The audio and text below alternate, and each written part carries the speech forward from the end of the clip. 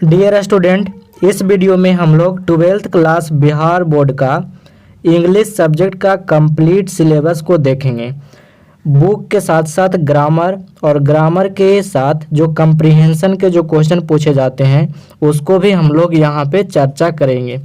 तो 12th class Bihar board के ऐसे स्टूडेंट जो 2023 में एग्ज़ाम देने वाले हैं उनके लिए ये वीडियो विशेषकर ध्यान में रखकर बनाया जा रहा है। ठीक है, अब एक बात और कंफर्म कर देते हैं कि जो साइंस, कॉमर्स और आर्ट्स के जो स्टूडेंट हैं तीनों जो स्ट्रीम है ना उसका इंग्लिश का सिलेबस बिल्कुल सेम है। तो आपको इसी वीडियो से सारे स्ट्रीम का जो सिलेबस है इंग्लिश सब्जेक्ट का वो कंप्लीट हो जाएगा। तो चलिए शुरू करते हैं। तो सबसे पहले तो मैं आपको बता दूं कि कौन कौन सी बातों को ध्यान में रखकर ये सिलेबस आपको बता रहा हूं। तो जो न्यू पैटर्न के जो क्वेश्चन आ रहे हैं, अभी कुछ चेंजिंग हुए हैं, वो सारे क्वेश्चन को मैंने अच्छे से एनालिसिस किया है तो उसको ध्यान में रखा है। दूसरी बात, 2012 से लेकर 2022 तक जितना सारा पेपर हुआ है ना पहले के एग्ज़ाम में, वो सारे पेपर को मैंने अच्छे से एनालिसिस किया है क्वेश्चन बैंक के माध्यम से। और जो भी मैं ऑफलाइन पढ़ाता हूँ फिर ऑनलाइन पढ़ाता हूँ तो वहाँ से जो जो चीज़ें समझ में आई है उसको भी यहाँ पे मैंने बताया है। तीसरा बात, आपको पता है हर बार बिहार बोर्ड एक मॉडल सेट आपको देता है अपने वेबसाइट पे। तो जो भी मॉडल सेट बार बार अपलोड होता है, हर साल जो अपलोड होता है, वो सारे सेट को हमने अच्छे से एनालिसिस किया है। क्योंकि हमें और सारे स्टूडेंट जो होते हैं ऑफलाइन में या फिर ऑनलाइन में तो वहाँ पे बताना होता है। तो ये सारे चीज़ को हमने देखा है। और साथ में जो सेंटअप के जो क्वेश्चन होते हैं, आपको जब भी आप सेंटअप एग्ज़ाम के क्वेश्चन देते हैं तो उससे भी काफ़ी हद तक अंदाज़ा हमने लगाया है। ठीक है, तो आपको बिल्कुल भी टेंशन नहीं लेनी है, हमने सारे चीज़ों को ध्यान में रखा है तभी आपको ये वीडियो दे रहा हूँ। दूसरी बात, जो लोग नए स्टूडेंट हैं उनके लिए बता देता हूँ, मेरा नाम बीरबल प्रसाद है और मैं लगभग 7 सालों से 12th क्लास स्टूडेंट को पढ़ा रहा हूँ, ऑफलाइन भी, और अभी 2-3 सालों से ऑनलाइन भी पढ़ा रहा हूँ। और ये आप तो समझ सकते हैं। उसके बाद मैं आपको अब आ जाता हूँ वापस से अपने सिलेबस पे। तो आपका जो भी क्वेश्चन आता है आपके एग्ज़ाम में, आप ध्यान से सुनिएगा। वो 2 कैटेगरी में होता है, पहला तो सेक्शन ए होता है और दूसरा सेक्शन बी होता है। आपका जो भी क्वेश्चन पेपर होता है वो 2 भाग में बटा होता है, सेक्शन ए और सेक्शन बी। ध्यान से सुनिएगा। और जो सेक्शन ए होता है ना उसमें ऑब्जेक्टिव टाइप क्वेश्चन होते हैं। ध्यान से सुनते जाइएगा और कॉपी में नोट करते जाइएगा। तो जो सेक्शन ए होता है वो ऑब्जेक्टिव टाइप क्वेश्चन होते हैं और उसमें 4 ऑप्शन होते हैं। और यहाँ पे आपको चॉइस दिया जाता है 100 क्वेश्चन का, मतलब 100 क्वेश्चन होते हैं। और इनमें से आपको केवल 50 ऐसे क्वेश्चन बनाने होते हैं जो कि आपको आते हैं। सिंपल सी बात है, 50 क्वेश्चन का आंसर देना होता है और इन 50 क्वेश्चन के लिए आपको मिलते हैं 50 मार्क्स। समझ गए? तो यहाँ पे समझने वाली बातें ये है कि आपको ऑब्जेक्टिव क्वेश्चन तो 100 मिलेंगे लेकिन उनमें से सिर्फ आपको 50 का आंसर सोल्व करना है। और कैसे करेंगे आगे मैं आपको बताऊंगा। अब जो सेक्शन बी है, सेक्शन बी में 7 तरह के 7 टाइप के सब्जेक्टिव क्वेश्चन पूछे जाते हैं। और ये बुक से, ग्रामर से, कंप्रीहेंशन से, राइटिंग स्किल से कहाँ से पूछे जाते हैं वो मैं आपको वीडियो के दौरान बताता रहूँगा। ठीक है, तो सबसे पहले तो आपको ये बातें याद रखनी है कि सेक्शन ए में ऑब्जेक्टिव क्वेश्चन और सेक्शन बी में सब्जेक्टिव टाइप के क्वेश्चन पूछे जाते हैं। समझ गए? अब आगे बढ़ते हैं। अब ध्यान से सुनिएगा। जो सेक्शन ए है ये तो मैंने आपको अभी बताया, ये ऑब्जेक्टिव टाइप होता है और ये 50% जो सिलेबस है ना उसको कवर करता है। ऐसा इसलिए क्योंकि यहाँ पे 50 मार्क्स के क्वेश्चन आपको देखने को मिलता है और यहाँ पे 50 मार्क्स मिलते हैं अगर आपने 50 सही बनाए तो। ठीक है, तो आगे देखिएगा। अब यहाँ पे 3 जो आपका है ना, मतलब 3 टॉपिक्स या फिर कह सकते हैं 3 पार्ट, ध्यान से सुनिएगा। जो ऑब्जेक्टिव टाइप क्वेश्चन होते हैं ना, उसमें 3 जगह से क्वेश्चन पूछे जाते हैं। समझ गए कैसे? पहला तो ग्रामर से क्वेश्चन पूछे जाते हैं। जो ग्रामर का क्वेश्चन होता है, तो जो भी ऑब्जेक्टिव क्वेश्चन होगा ना आपका 100 नंबर का, मतलब जो 100 क्वेश्चन होंगे तो वो 2 कैटेगरी में बटा हुआ होता है 100 क्वेश्चन भी।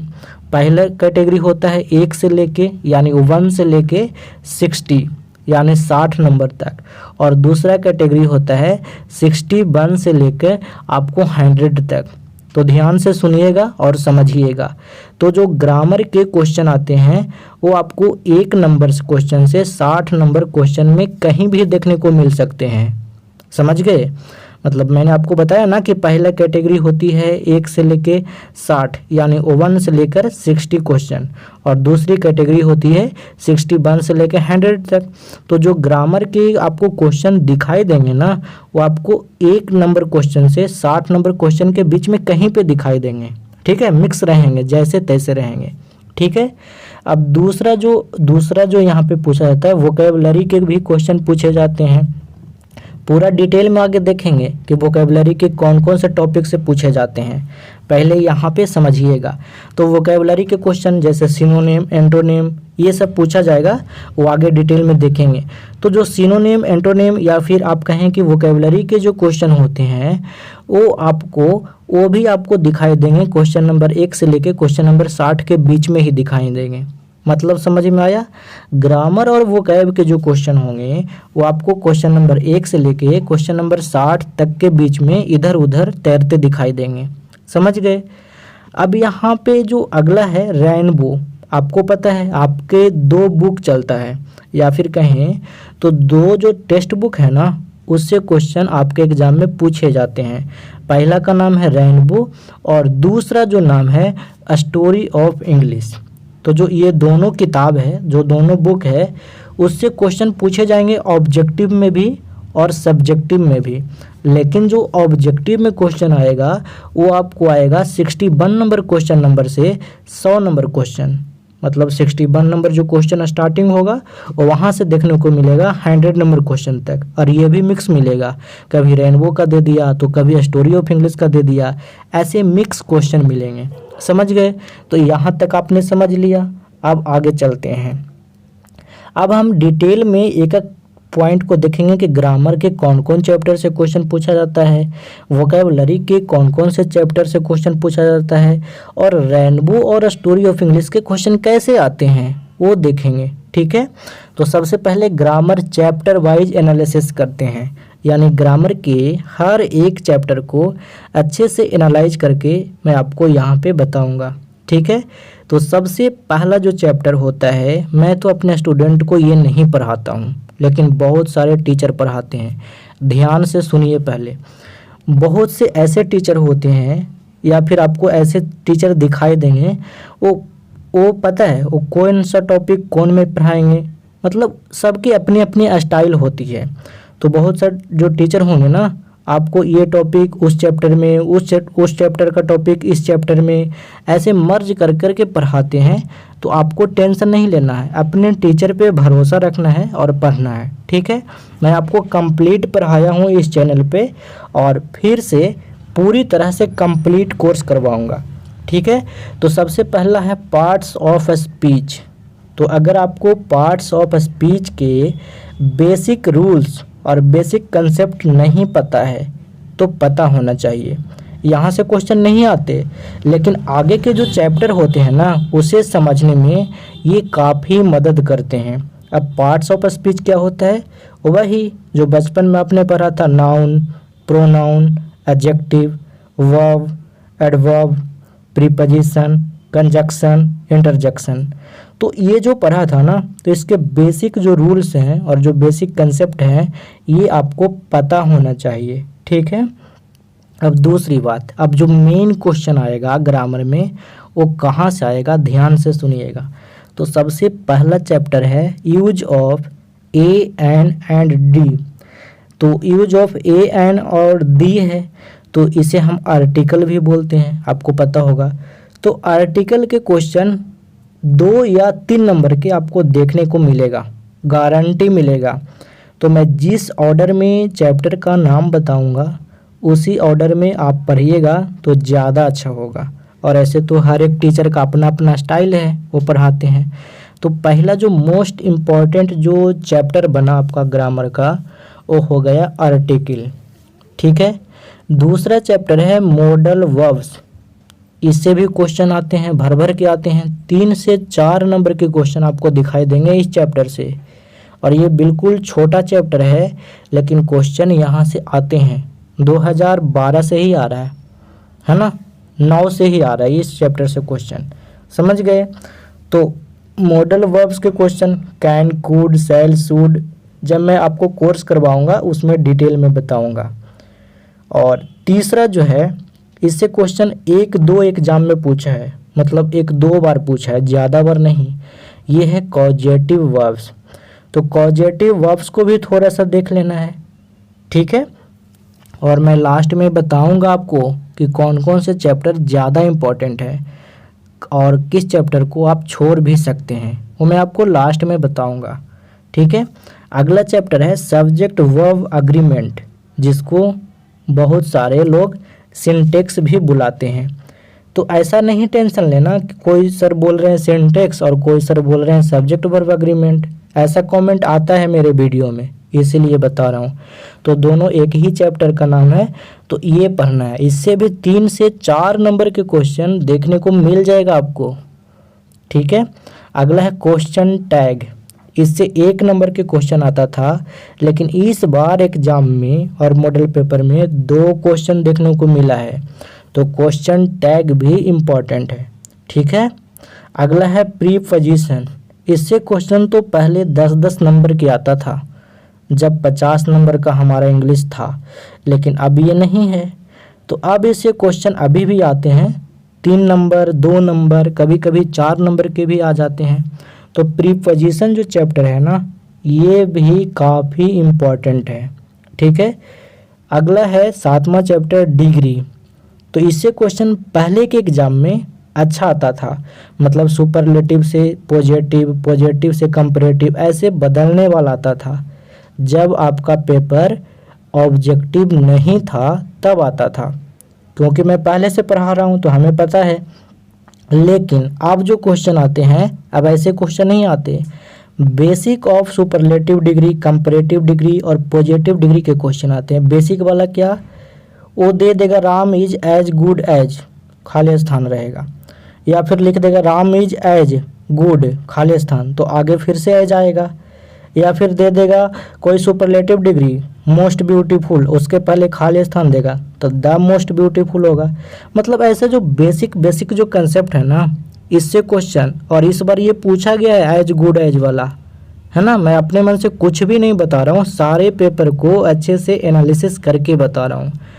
तो अगर आपके पास समय होगा तो डिग्री को चेंज करने वाला भी एक बार देख लीजिएगा। और अगर आपके पास समय नहीं है और अगर आपके पास टीचर अच्छे हैं तो पूरा कंप्लीट पढ़ाएंगे ही। मैं भी आपको कंप्लीट ही पढ़ा दूंगा इस चैनल पे, जो भी चैप्टर पढ़ाऊंगा बिल्कुल कंप्लीट ही पढ़ाऊंगा। तो ये हो गए। 8वां चैप्टर है जो पहले नहीं पूछा जाता था लेकिन पिछले 3 साल से पूछ रहा है ना, मुझे अच्छा से याद है। तो जेरंड के क्वेश्चन यहाँ से आते हैं, पार्टिसिपल्स के आते हैं और इन्फिनेटिव के आते हैं। तो इससे क्वेश्चन इस बार भी पूछा गया था और पिछले बार भी पूछा गया था। तो बहुत सारे टीचर इसको नज़रअंदाज कर देते हैं, नहीं पढ़ाते हैं। तो बिल्कुल आप अपनी कॉपी में से लिख लीजिए, 3 बार से पूछा जा रहा है जेरंड, पार्टिसिपल्स और इन्फिनेटिव के क्वेश्चन। कैसे पूछेंगे वो मैं आपको लेक्चर में कोर्स के दौरान बताऊंगा, ठीक है। अभी आप लिख लीजिए।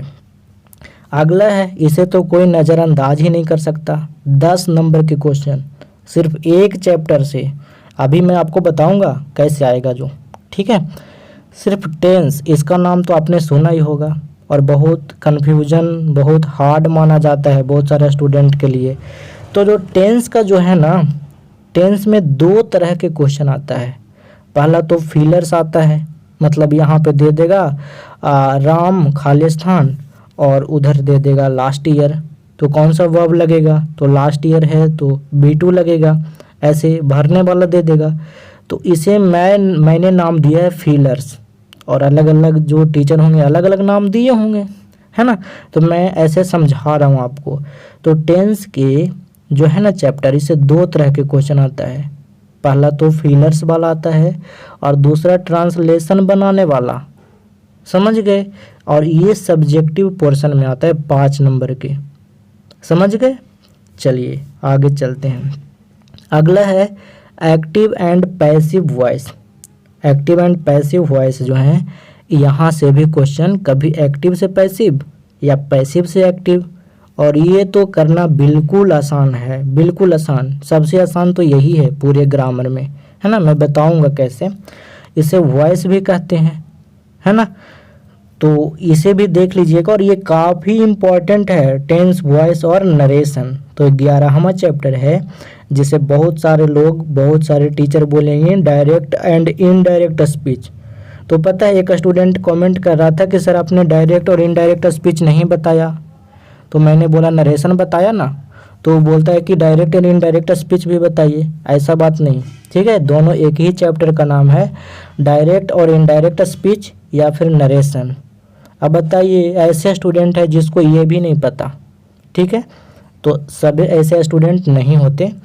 तो आप ये भी नोट कर लीजिएगा, काफ़ी इंपॉर्टेंट है। डायरेक्ट से इनडायरेक्ट या फिर इनडायरेक्ट से डायरेक्ट क्वेश्चन ऑब्जेक्टिव टाइप में पूछे जाते हैं। और इन सारे चैप्टर में आपको थोड़ा भी कन्फ्यूजन है ना, तो यूट्यूब पे डालिए, लिख दीजिए बाई बीरबल प्रसाद सर। आपको हर एक चैप्टर के लेक्चर देखने को मिल जाएगा, वहाँ से समझ सकते हैं मैं किसकी बात कर रहा हूँ, ठीक है। अगला है कम्बिनेशन ऑफ सेंटेंसेज। तो अब इस चैप्टर को भी अलग अलग टीचर, कुछ टीचर इसे सेंटेंस एनालिसिस बोलेंगे, कुछ टीचर बोलेंगे सेंटेंस सिंथेसिस। तो आपको बिल्कुल भी टेंशन नहीं लेना, मैं जो बोल रहा हूँ ना उसको पहले समझिए। तो कम्बिनेशन ऑफ सेंटेंसेज में क्या करना होता है ना, कि 2 सेंटेंस दे दिया होता है और उसको जोड़ना होता है। तो आपके एग्जाम में जो क्वेश्चन जैसे पूछा जाता है ना, उसी नाम से मैं बता रहा हूँ, है ना। तो आपके एग्जाम में ये पूछा रहेगा कंबाइन द सेंटेंसेज, तो उसी का तो मैंने नाम दिया है, हमें तो डराना नहीं। तो कम्बिनेशन ऑफ सेंटेंसेज से क्वेश्चन जरूर पूछे जाएंगे और काफ़ी इम्पॉर्टेंट भी है, ठीक है। अगला चैप्टर है ट्रांसफॉर्मेशन ऑफ सेंटेंसेज। देखिए पहले इससे बहुत क्वेश्चन आता था ट्रांसफॉर्मेशन ऑफ सेंटेंसेज से, जैसे अफर्मेटिव से निगेटिव, हाँ निगेटिव से yes, optative sentence, optative sentence से एक्सक्लेमेटरी सेंटेंस, ऐसे चुनना होता था या बदलना होता था। लेकिन 2 साल से ये नहीं पूछा जा रहा है। फिर भी मैंने आपको यहाँ पे सिलेबस में दिया है कि पहले पूछता था, तो एक बार इसको देख लीजिएगा, ठीक है। वीडियो उपलब्ध है, पूरा कोर्स उपलब्ध है। अगला है टाइप ऑफ सेंटेंसेज। ये पहले नहीं पूछता था, लेकिन इस बार हाँ इसी बार पूछा है। इम्पेरेटिव सेंटेंस से क्वेश्चन आए हैं, तो टाइप ऑफ सेंटेंसेज एक बार देख लीजिएगा, क्या पता अब की बार ऑप्टेटिव सेंटेंस से क्वेश्चन पूछ दे। तो सेंटेंस के कितने भेद हैं ये भी मैंने करवा रखा है, मैं सारा चैप्टर ही करवा रखा हूँ। तो आप या तो अपने ऑफलाइन में या फिर ऑनलाइन में या फिर आप बुक से, जहाँ से भी आप पढ़ते हैं, एक बार टाइप ऑफ सेंटेंसेज ये भी पढ़ लीजिएगा। तो अब तो देख के लग रहा होगा आपको बहुत बड़ा सिलेबस है। तो अब मैं आपको इसे कम करने का तरीका बताता हूँ। ध्यान से देखिए स्लाइड को, इतना सारा सिलेबस हुआ, लेकिन इतना आपके लिए काफ़ी इम्पोर्टेंट है। कौन कौन, ज़्यादा चैप्टर नहीं है। पहला हो गया आर्टिकल, जिसमें नो का चिन्ह लगा हुआ है ना, वो ज़्यादा इम्पोर्टेंट है, मतलब उसको तो आपको हर हालत में करके जाना है। तो एक चैप्टर पहला हो गया आर्टिकल, दूसरा हो गया मॉडल वर्ब, तीसरा हो गया सिंटेक्स, चौथा हो गया क्वेश्चन टैग, और 5वां हो गया प्रीपोजिशन, और छठा आपका है टेंस, फिलर एंड ट्रांसलेशन, 7वां हो गया एक्टिव और पैसिव वॉइस, और 8वां जो मोस्ट इम्पॉर्टेंट है डायरेक्ट इनडायरेक्ट स्पीच नरेशन, और 9वां चैप्टर हो गया कम्बिनेशन ऑफ सेंटेंसेज। तो सिर्फ 9 चैप्टर, ध्यान से आप स्क्रीनशॉट ले लीजिए, ठीक है। तो जिसमें 9 का चिन्ह लगा हुआ है ना, वो काफ़ी इम्पोर्टेंट है, उसे आप ज़रूर पढ़ के जाएं, और इसी से ज़्यादा क्वेश्चन पूछे जाएंगे, ठीक है जी। आगे बढ़ते हैं। तो आगे बढ़ने से पहले मैं बता दूं कि अगर आप इस चैनल पे नए हैं तो बेल गुरुकुल जो आपका ये यूट्यूब चैनल है इसको सब्सक्राइब करके बगल के बेल आइकन को ज़रूर दबा लीजिएगा, ताकि आने वाले न्यू वीडियोज़ के नोटिफिकेशन आपको मिलता रहे। ठीक है, क्योंकि मैं आपको यहाँ पे आगे कोर्स भी लाने वाला हूँ, बिल्कुल फ्री मिलेगा आपको। अब आ जाते हैं दूसरा पॉइंट। मतलब हमने तो देख लिया ग्रामर से क्वेश्चन कहाँ पूछे जाएंगे, तो बिल्कुल डिटेल में बता रहा हूँ, ऐसे आपको बहुत कम लोग बताएंगे।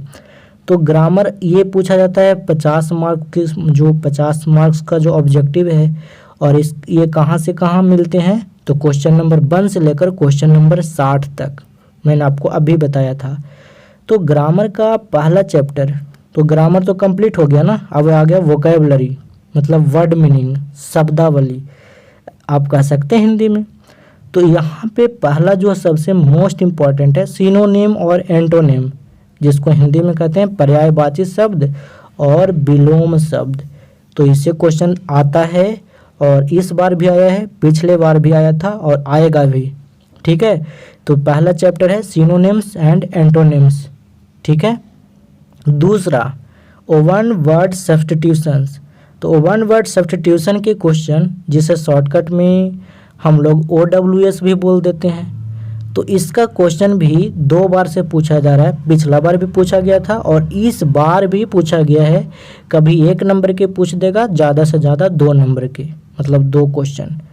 तो यूट्यूब पे मैंने 200 मोस्ट इम्पॉर्टेंट OWS भी करवा रखा है, तो आप देख सकते हैं कैसा होता है OWS, है ना। अनेक शब्दों के लिए जो एक शब्द होता है ना हिंदी में, उसी को इंग्लिश में बोलते हैं। तो आप देख सकते हैं, ऐसे में आपको नए कोर्स में भी फिर से करवाऊंगा ही। ठीक है, तो ये हो गया दूसरा। तीसरा जो है इडियम्स एंड फ्रेजेज। तो इडियम्स एंड फ्रेजेज के जो क्वेश्चन आते थे पहले के एग्जाम में, वो आता था एक इडियम्स दे दिया, जैसे लुक आफ्टर दे दिया और बोला सेंटेंस में बनाओ। लेकिन अब ऐसे नहीं आते, अब दे देता है लुक आफ्टर और यहाँ पे 4 ऑप्शन, और पूछता है कि कौन सा ऑप्शन सही होगा इसका मीनिंग। ठीक है, तो आपको ये पढ़ना पड़ेगा, और ये भी मैं करवा रखा हूँ। तो इडियम्स एंड फ्रेजेज ये हो गया आपका तीसरा वोकैबुलरी के चैप्टर। अगला हो गया correctly and miss spelled word.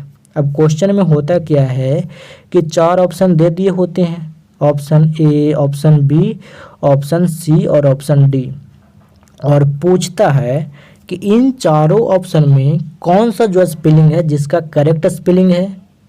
ऐसे क्वेश्चन पूछे जाते हैं, या फिर ऐसे भी पूछा जाता है कि इन चारों में कौन ऑप्शन है जिसका स्पेलिंग गलत है, तो वही तो लिखा मिस स्पेल्ड। तो दोनों तरह से क्वेश्चन आता है ना, करेक्टली स्पेल्ड वाला भी आता है और मिस स्पेल्ड वाला भी आता है, समझ गए। अगला है करेक्ट एंड इनकरेक्ट सेंटेंसेज। ये तो वोकैबुलरी में नहीं आता, लेकिन मैं यहीं पे बता दिया, अलग से नहीं बताया। ठीक है, तो करेक्ट एंड इनकरेक्ट सेंटेंस वाले भी क्वेश्चन आते हैं। अब ये कैसे सोल्व होगा, तो जो पहले समझिए ध्यान से, करेक्ट सेंटेंस के क्वेश्चन कैसे आते हैं। 4 सेंटेंस दे दिया होगा और पूछेगा ना कि इनमें करेक्ट कौन सा सेंटेंस है, तो ये हो गया एक टाइप। दूसरा टाइप, फिर से 4 सेंटेंस दे देगा और पूछेगा कौन सा सेंटेंस इनकरेक्ट है, मतलब गलत है। तो 2 तरह के क्वेश्चन यहाँ से भी आएंगे, और इसको करने के लिए कोई चैप्टर नहीं पढ़ना है, ग्रामर के रूल ही लगेंगे इसमें ना। तो आगे तो ग्रामर आपने सारे पढ़ ही लिए, तो सारे ग्रामर के चैप्टर आप पढ़ लेंगे, तो ये तो आप आराम से कर देंगे। ठीक है, और ये करवा रखा है अपने यूट्यूब चैनल पे, और 2 बार से, पिछला बार और इस बार से एक नया चैप्टर ऐड हुआ है, ध्यान से सुनेंगे। ऑड वन आउट, इसे रीजनिंग भी कह सकते हैं। अच्छा, ऑड वन आउट क्या होता है, तो आपको तो समझ आ रहा होगा, बट बता दे रहा हूँ। जैसे ना 4 ऑप्शन दे दिए, ठीक है, और यहाँ पे लिख दिया बॉय, यहाँ पे लिख दिया अंकल, यहाँ पे फादर और यहाँ पे डॉटर। तो देखिए 3 पर्सन क्या है, मेल हैं, और 1 पर्सन फीमेल है। तो ऑड वन आउट का मतलब होता है ना कि 3 ऑप्शन एक जैसे और 1 ऑप्शन अलग, तो अलग वाला को आंसर करना होता है। तो ऐसे क्वेश्चन पूछे जा रहे हैं, 2 बार से पूछा जा रहा है, 1 नंबर के पूछता है, ज़्यादा टेंशन नहीं लेना, और बिल्कुल ईजी होता है। ठीक है, अगला है स्पेशल वर्ड्स। अब ये स्पेशल वर्ड्स क्या होते हैं, जैसे इस बार पूछा गया था रूट, तो रूट का स्पेलिंग ROUTE ये भी होता है, ROOTE भी होता है। और ऐसे ऐसे करके ना अलग अलग स्पेलिंग पूछे गए थे और बताना था कि ये सेंटेंस में कौन सा स्पेलिंग, मतलब कौन सा जो मीनिंग है ना वो सही सूट करता है, मतलब कौन सा जो मीनिंग है वो सूटेबल है सेंटेंस के हिसाब से। तो ऐसे पूछे जाते हैं और ये मैं करवाऊंगा, है ना, करवाया भी है, मैं बार बार बोल रहा हूँ। कन्फ्यूजिंग वर्ड्स, कन्फ्यूजिंग वर्ड इसी को आप समझ सकते हैं, या फिर बहुतों बार ऐसा होता है कि वहाँ पे बताना होता है कि ये जो शब्द हैं जो कैसे हैं एक दूसरे से कैसे रिलेशन में हैं, तो आपको कन्फ्यूज करेंगे। तो वो चीज़ें मैं आपको कोर्स के दौरान ये बताऊंगा, ठीक है। तो अब आगे बढ़ते हैं। तो अब देखिए यहाँ तक तो आपने देख लिया, लेकिन अब इसमें भी अपनी नोट्स में अगर आप नोट्स कर रहे हैं तो स्टार लगा लीजिए, जहाँ जहाँ पे 9 का निशान लगा हुआ है ये इम्पॉर्टेंट है भाई, ठीक है। मतलब सिनोनिम एंटोनिम कर ही के जाना है, OWS कर ही के जाना है, इडियम एंड फ्रेजेज ये भी इम्पॉर्टेंट है, करेक्टली एंड स्पेल्ड वर्ड ये भी, करेक्ट एंड इनकरेक्ट सेंटेंसेज और ऑड वन आउट, यहाँ तक यानी 6 नंबर तक काफ़ी इम्पॉर्टेंट है, समझ गए। अब आगे चलते हैं। अब कहाँ चलेंगे, अब चलेंगे 61 से 100 नंबर क्वेश्चन तक, मतलब 61 नंबर से 100 नंबर। यहाँ तक तो अभी तो 61 नंबर यानी 60 नंबर तक अभी देख रहे थे, समझ गए। अब आगे चलते हैं। तो जो 61 नंबर क्वेश्चन से 100 नंबर क्वेश्चन तक जो ऑब्जेक्टिव आएगा ना, ये रेनबो से भी आएगा और स्टोरी ऑफ इंग्लिश से भी आएगा, समझ गए। मतलब रेनबो बुक से भी आएगा और स्टोरी ऑफ इंग्लिश से भी आएगा। अब कैसे आएगा मैं आपको काफ़ी डिटेल में बताऊंगा, बिल्कुल डिटेल में सुनिए। तो सबसे पहले प्रोज क्या होते हैं, जो कहानी टाइप नहीं होता है, ऐसे तो कहानी नहीं होते, बट मैं आपको अभी इसके लिए समझा रहा हूँ। जो होता है ना इंडियन सिविलाइजेशन एंड कल्चर है, Bharat is my home, a pinch of snuff, तो ये सब क्या है, ये सब प्रोज है। तो जो प्रोज के ऑब्जेक्टिव क्वेश्चन पूछे जाएंगे वो टर्म से रिलेटेड पूछे जाएंगे। मतलब आपको पूछ देगा कि सिविलाइजेशन का मतलब क्या है, तो वो टर्म यूज हुआ ना पहला चैप्टर में, या फिर पूछ देगा सिविलाइजेशन का मीनिंग क्या है, तो ऐसे क्वेश्चन पूछे जाएंगे। या फिर पूछ देगा कि जो इंडियन सिविलाइजेशन एंड कल्चर है वो किसने लिखा, तो बर्क से भी क्वेश्चन आता है। माई एक्सपेरिमेंट विथ ट्रूथ किन की रचना है, तो ऐसे क्वेश्चन आते हैं। या फिर प्राइज का नाम दे देगा कि इस पर्सन को नोबेल प्राइज मिला था क्या, या फिर पूछ देगा इन सारे जो ऑप्शन है इसमें से किन को नोबेल प्राइज मिला, ऐसे क्वेश्चन पूछेंगे। नेम से क्वेश्चन पूछ देगा कि ये जो महात्मा गांधी हैं या फिर कोई भी जो आपका ऑथर है जो आपको बुक में पढ़ना है, पूछ देगा मार्टिन लूथर किंग का जन्म कब हुआ था, उनकी मृत्यु कब हुई थी। तो बर्थ और डेथ से भी क्वेश्चन आते हैं। बताइए इतना डिटेल में कोई बताएगा, मैं आपको काफ़ी रिसर्च करके बता रहा हूँ, ठीक है। तो लाइक कर दीजिए और शेयर कर दीजिए। अगला है ऑथर से क्वेश्चन आते हैं, ऑथर के नेम से कि मतलब या पिंच ऑफ स्नफ किसने लिखा, या फिर पूछ देगा मनोहर मालगोनकर ने क्या लिखा। तो ऐसे क्वेश्चन पूछे जाते हैं ऑब्जेक्टिव टाइप में, समझ गए। अब आते हैं पोएट्री को देख लेते हैं एक बार। पोएट्री वही वाली कविता वाली, sweetest love I don't go, song of my self, जो ये सब है। तो पोएट्री से क्वेश्चन बिल्कुल प्रोज जैसे ही पूछे जाते हैं। मतलब यहाँ भी कोई टर्म दे देगा, ऑटम का मतलब क्या हुआ, हीम का मतलब क्या हुआ, है ना, और ऐसे ही पूछेगा और क्या, मतलब ये किन की रचना है, ठीक है। या फिर किनको नोबेल प्राइज मिला, कौन से पोएट का जन्म कब हुआ, कौन से पोएट की मृत्यु कब हुआ, कौन से पोएट कौन से कविता लिखा है, ठीक है ना, एन एपिटाफ क्या कौन लिखा। या फिर पूछ देगा टू द ऑटम किसने लिखा, या फिर पूछ देगा जॉन कीट्स कौन सी कविता लिखे हैं। दोनों तरह से क्वेश्चन पूछे जाते हैं, समझ गए ना, बिल्कुल डिटेल में। अब अगला है स्टोरी ऑफ इंग्लिश। तो ये दोनों था रेनबो से क्वेश्चन कैसे पूछे जाते हैं। अब अगला जो टाइप है ये स्टोरी ऑफ इंग्लिश के जो ऑब्जेक्टिव क्वेश्चन है वो क्वेश्चन पूछ देगा मिडिल इंग्लिश कब से स्टार्ट हुआ था, ओल्ड इंग्लिश कब से स्टार्ट हुआ था, मॉडर्न इंग्लिश को कौन सा पीरियड कहते हैं, मॉडर्न इंग्लिश का पीरियड क्या होता है। फिर टर्म पूछ देगा कि ये टर्म कहाँ से लिया गया, ड्रामा कहाँ से लिया गया, या फिर पूछ देगा सरोजनी नायडू के द्वारा लिखा हुआ कौन सा यहाँ पे बुक है। तो बुक और जो किताब और जो राइटर के नाम है उनसे भी क्वेश्चन आता है। और देखना है तो वीडियो देख लीजिए, मैं करवा रखा हूँ तो थोड़ा अंदाज़ा लग जाएगा। प्राइज से क्वेश्चन यहाँ भी आते हैं कि किनको प्राइज मिला, यहाँ से भी आते हैं जन्म और मृत्यु से क्वेश्चन। या फिर आपको पूछ देगा कि ये नोवेल किसने लिखा, a small of God things, God of a small things. ठीक है, ऐसा ही कुछ है, अरुंधति राय का लगता है लिखा हुआ है। तो ठीक है, ऐसे क्वेश्चन यहाँ पे पूछ देगा। समझ गए? तो ये हो गए क्लियर। तो यहाँ तक आपको समझ में आया ना सारा ऑब्जेक्टिव कैसे करना है और कैसे क्वेश्चन पूछा जाएगा। अब यहाँ पे पिछला बार जो 12th क्लास के जो मेरे स्टूडेंट हुए थे, टॉपर थे, जिनका जो नंबर था 90 प्लस था, 80 प्लस था, उसको हमने बुलाया था और यहाँ पे हमने एक सेमिनार किया था। उसका ये फ़ोटो आपको दिखा रहा हूँ कि आपको भी अगर आपने अच्छे से पढ़ाई कर लिया तो आपको भी ऐसा ही होगा। ऑनलाइन वाले को तो मैं नहीं कर सकता, लेकिन होगा। अब यहाँ पे कुछ प्रमोशन कर लेता हूँ। 12th क्लास बिहार बोर्ड के 2023 के एग्ज़ाम के लिए मैंने 800 प्लस ऑब्जेक्टिव फैक्ट्स जो अभी बताया था ना कि ये बुक किसने लिखा, ये बुक किसने लिखा, तो मैंने ऐसे ही पूरे जो इम्पॉर्टेंट है ना उसको 800 से ज़्यादा मैंने उसको ऑब्जेक्टिव फैक्ट्स में तैयार कर रखा है।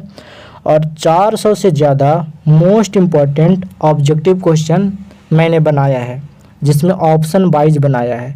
और ग्रामर का क्विक रिवीजन नोट्स बनाया है, जिसमें 900 से ज़्यादा ऑब्जेक्टिव क्वेश्चन इसमें भी है।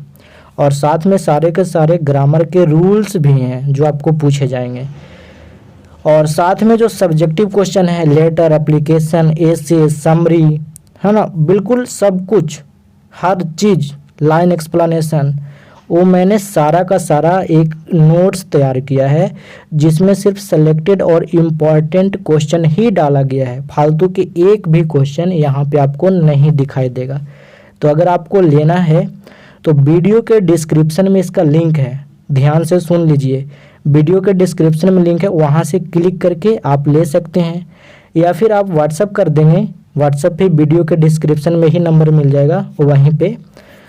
तो आपको यहाँ पे किसी भी माध्यम से आप पेमेंट करके आप ले सकते हैं। ठीक है, तो आप इसे ज़रूर लीजिएगा। बहुत सारे स्टूडेंट लिए हैं और फ़ायदा उठाए हैं। ठीक है, अब आ जाते हैं सब्जेक्टिव क्वेश्चन पे। तो सेक्शन बी ख़त्म हो गया, सेक्शन ए ख़त्म हो गया। अब हम चलते हैं सेक्शन बी पे, मतलब सेक्शन बी में कैसे क्वेश्चन पूछे जाएंगे। तो सेक्शन बी में सब्जेक्टिव टाइप के क्वेश्चन पूछे जाते हैं, जो कि 50 मार्क्स का होता है। मतलब 50 तो उधर हो गए और 50 इधर बचे। तो यहाँ पे क्वेश्चन आता है टेक्स्ट बुक से। टेक्स्ट बुक क्या होता है? वही रेनबो और स्टोरी ऑफ इंग्लिश। और यहाँ पे अंडरस्टैंडिंग से भी क्वेश्चन आता है।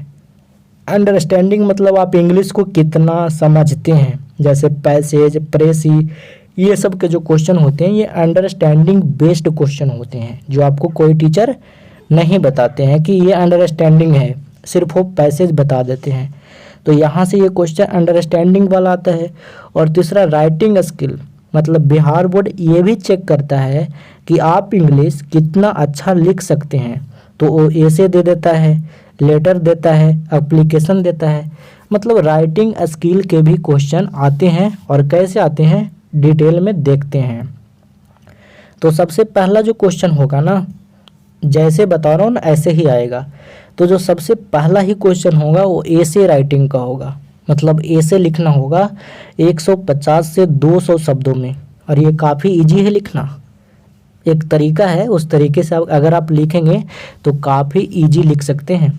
और ये 8 नंबर के आता है। ठीक है, और इसमें चॉइस कितने होते हैं? 5, जिसमें से आपको एक ऐसे को, कोई भी एक ऐसे को चॉइस करके लिखना होता है। समझ गए? अगला है प्रोज एक्सप्लेनेशन। होता क्या है ना कि आपके प्रोज से कुछ लाइन दे दिया जाता है और कहता है कि इसको एक्सप्लेन करिए, मतलब बताइए कि ये लाइन कहाँ से लिया गया है, इस लाइन को किसने लिखा है, इस लाइन का मतलब क्या है। तो ये सारे वीडियो मैं करा चुका हूँ, फिर से कराऊंगा ही, है ना। तो प्रोज एक्सप्लेनेशन के क्वेश्चन आएंगे, 4 नंबर के आएगा, ठीक है। और यहाँ पे चॉइस कितना होगा, 4, उसमें से एक कोनो बताना है। मतलब 4 जो ऑप्शन है ना, 4 क्वेश्चन होंगे, उसमें से केवल एक का आंसर करना है, समझ गए। फिर उसी तरीके से पोएट्री से आएगा, पोएट्री मतलब आपके कविता से आएगा, और यहाँ भी 4 क्वेश्चन होंगे, उसमें से केवल एक का आंसर करना है। तो आप अगर आपने अच्छे से पढ़ लिया ना, तो ये सारे क्वेश्चन को आप ऐसे ही धुआं उड़ा दोगे। बताओ 4 क्वेश्चन में से एक कौन नहीं कर लेगा, आराम से पढ़ लेगा, अच्छे जो पढ़ा हुआ स्टूडेंट है। और 4 8 नंबर का यहाँ से हो गया। अब जो अगला है चौथा टाइप का क्वेश्चन, वो लेटर राइटिंग का आता है या फिर एप्लीकेशन राइटिंग का। और पता है ये क्वेश्चन करना भी काफ़ी इजी है, क्योंकि जो लेटर और एप्लीकेशन राइटिंग के जो क्वेश्चन आते हैं ना, केवल 3 पैटर्न, केवल आपको 3 फॉर्मेट को याद कर लेना है, और बस उसी फॉर्मेट पे आपको लेटर को लिख देना है, समझ गए। बिल्कुल आसान है, ये भी मैं करवा चुका हूँ। अगला जो आएगा ना, आंसर एनी 5 इन 40 से 50 वर्ड्स, मतलब 40 to 50 वर्ड्स में आपको आंसर देने होंगे। और यहाँ पे आपको क्या करना होगा, 5 क्वेश्चन का आंसर देना होगा, और 10-12 चॉइस होंगे, 10 या 12 होंगे, याद नहीं आ रहा, लगता है जे तक होता है, 10 होता है। तो हाँ यहाँ पे लिख ही रखा हूँ मैंने कि 10 चॉइस होते हैं। तो उन 10 चॉइस में से आपको 5 चॉइस चुनने हैं, मतलब क्वेश्चन होंगे कितने, 10, और उसमें से 5 का आंसर करना है। और एक क्वेश्चन को आंसर करने में 2 मार्क्स मिलेंगे, यानी 2 नंबर मिलेगा। तो 5 दूना 10 नंबर के क्वेश्चन ये आएंगे, 40 से 50 वर्ड्स वाले, समझ गया। ये क्वेश्चन कहाँ से आएंगे, ये आपके बुक से आएंगे। और कौन सा बुक, रेनबो से, स्टोरी ऑफ इंग्लिश से ऐसे क्वेश्चन नहीं आएंगे, ठीक है। अब अगला आते हैं, ये तो हो गया 5 नंबर तक क्वेश्चन। अब 6ठा नंबर का जो क्वेश्चन है वो एनी 3 5 into 3 मार्क्स, मतलब यहाँ पे देखिए कितने चॉइस हैं, choice number 1, choice number 2, choice number 3, choice number 4, choice number 5, choice number 6, मतलब 6 चॉइस। अभी 6 ही नहीं है, और हैं, मैं आपको डिटेल में बता रहा हूँ। तो 6 चॉइस में से केवल 3 का आंसर करना है, और एक में कितना मिलेगा, 5 नंबर। तो 5 3 जा 15, यानी 15 नंबर के क्वेश्चन आपको यहाँ पे क्वेश्चन नंबर 6 में है, और इसमें से केवल 3 का आंसर करना है। तो चलिए मैं आपको डिटेल में बताता हूँ। तो पहला तो आएगा प्रोज का समरी आएगा, जो कि 100 से 120 वर्ड, मतलब 100 to 120 वर्ड्स में लिखना होगा, और इसमें चॉइस होंगे 3, मतलब समझ में आया। प्रोज के 3 चॉइस होंगे, और उसमें से 3 में से कोई एक पर लिखना होगा, समझ गए। या फिर पोएट्री का भी समरी होगा, ठीक है। और यहाँ भी चॉइस होंगे 3, मतलब 3 पोएट्री दिया जाएगा, 3 कविता, और उसमें से बोलेगा कि किसी एक पर लिखिए। तो आप कविता पर एक लिख लीजिए, या फिर एक प्रोज पे लिख लीजिए, समझ गए। तो यहाँ भी 3 चॉइस है, केवल एक पे लिखना है। अगला है स्टोरी ऑफ इंग्लिश। तो स्टोरी ऑफ इंग्लिश के यहाँ भी 3 चॉइस होंगे, इस बार तो 4 चॉइस था, ठीक है ना, 4 चॉइस। तो इन चारों में से केवल एक का आंसर करना है, मतलब समझ में आया कुछ, मतलब चॉइस ज़्यादा मिल रहे हैं और आंसर कम का करना है, तब तो आप आसानी से ढूंढ लोगे ना अपने हिसाब से कि कौन सा हमें आता है। और एक बात बताऊं, करवा सच, स्टोरी ऑफ इंग्लिश के केवल 6 क्वेश्चन, अब जाके देख लेना, 2009 से लेकर 2022 तक केवल 6 क्वेश्चन को अदल बदल के पूछा जा रहा है। बिल्कुल सेम क्वेश्चन रिपीट होते आ रहे हैं, इतना रिपीटेटिव है ना कि जिसका कोई हिसाब ही नहीं। तो स्टोरी ऑफ इंग्लिश में नंबर लाना बिल्कुल आसान है, समझ गए। बहुत रिपीटेटिव है, एक ही क्वेश्चन पूछते रहता है 2-2 साल पे, 6 क्वेश्चन तैयार कर लो, ख़त्म कहानी स्टोरी ऑफ इंग्लिश का। अगला है प्रोज और ऑथर का मैचिंग वाला क्वेश्चन। ये तो फ्री का नंबर है, मतलब इधर प्रोज का दे देगा और इधर उसका ऑथर का नाम, और ऐसे ऐसे मैच करने वाला। आप समझ रहे हैं ना, आपने देखा होगा पेपर, अगर नहीं देखा तो मैं दिखाऊंगा, और क्या, ठीक है। तो 5 नंबर की ये पूछता है, बस आप खाली राइटर के नाम याद कर लो और प्रोज का नाम याद कर लो। और 5 नंबर की फिर से पोएट्री और पोएट का नाम मैचिंग करने वाला, तो 10 नंबर तो बिल्कुल फ्री में मिल रहा है। अब कौन सा ऐसा बच्चा नहीं होगा जो पोएट्री का नाम और पोएट का नाम ऐसे ही याद कर लेगा, मतलब वो पढ़ते पढ़ते याद हो जाता है। और याद हम लोग करने भी बोलते हैं, क्योंकि फ्री का नंबर मिल रहा है तो क्यों ना लूँ, समझ गए। और इसमें नंबर कटेंगे भी नहीं। तो स्मार्ट अप्रोच अपनाइएगा ना, कि ऐसा क्वेश्चन बनाइएगा जहाँ पे नंबर नहीं कटेगा, तभी आप ज़्यादा से ज़्यादा नंबर लाइएगा। और ऐसे लड़के ही टॉप करते हैं। अब बताइए, कोई समरी लिखा तो कुछ गलत कर दिया, तो यहाँ पे तो एग्जामिनर 1 नंबर काट भी सकता है। अब यहाँ पे मिलान करने वाला है, मैचिंग करने वाला है, अब इसमें नंबर काट सकता है। गलती होगा तो पूरे 1 कटेगा, नहीं गलती होगा कुछ भी नहीं कटेगा। और समरी में आपने थोड़ा भी गलती कर दिया, आधा नंबर भी काट सकता है। तो नंबर चुराने का उपाय समझिए, ठीक है। मैं आपको और बताता जाऊंगा कोर्स के दौरान।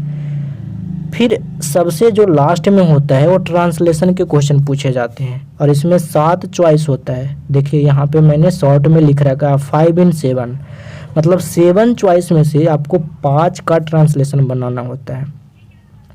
तो जो तेज स्टूडेंट होता है ना, जिसको हम लोग पढ़ाते हैं समझाते हैं, वो एक मैचिंग वाला प्रोज वाला बना लेगा और एक पोएट्री वाला बना लेगा, तो 2 तो बन गए, केवल 3 ही का आंसर देना था। अब यहाँ से कोई एक का आंसर दे दिया, जो आ रहा है जो दे दिया, और ये समरी ना भी आता तो चलेगा काम। तो यहाँ पे ऑलरेडी ढेर सारे चॉइस हैं, बहुत सारे चॉइस हैं, और उनमें से कम को आंसर करना है। समझ में आया? आगे चलते हैं। तो जो लास्ट है ना, पैसेज और प्रेसी, और 4 नंबर के क्वेश्चन, इसे भी बनाना बिल्कुल आसान है। एक तरीका है, वो मैं आपको बता रखा हूँ यूट्यूब पे, ठीक है, तो देख लीजिए, या फिर मैं कोर्स में कराऊंगा ही। तो पैसेज और प्रेसी में आपको बनाना चाहिए पैसेज, क्योंकि प्रेसी में आपका नंबर कट सकता है, लेकिन पैसेज में अगर आपने सही बनाया तो नंबर नहीं कटेगा, लेकिन प्रेसी आपने सही भी बनाया तो भी नंबर कटेगा। समझ गए? तो हमें 4 नंबर पक्के पक्के लाना है, तो पैसेज बना लेंगे। समझ गए? तो ये होता है सिलेबस। तो मैंने आपको काफ़ी डिटेल में बताया है। तो आपको क्या करना है, वीडियो के डिस्क्रिप्शन बॉक्स से टेलीग्राम चैनल का लिंक है बेल गुरुकुल का, या फिर टेलीग्राम पे सर्च कर लीजिएगा बेल गुरुकुल। वहाँ पे ढेर सारे PDF फ्री में, या फिर और सारे स्टडी मटेरियल फ्री में मिल जाएंगे। तो वहाँ ज़रूर ज्वाइन करिएगा, वहाँ पे मैं आपको और सारी चीज़ दूंगा। तो आज तक इतना ही। Thanks for watching, bye bye, मिलते हैं नेक्स्ट वीडियो में।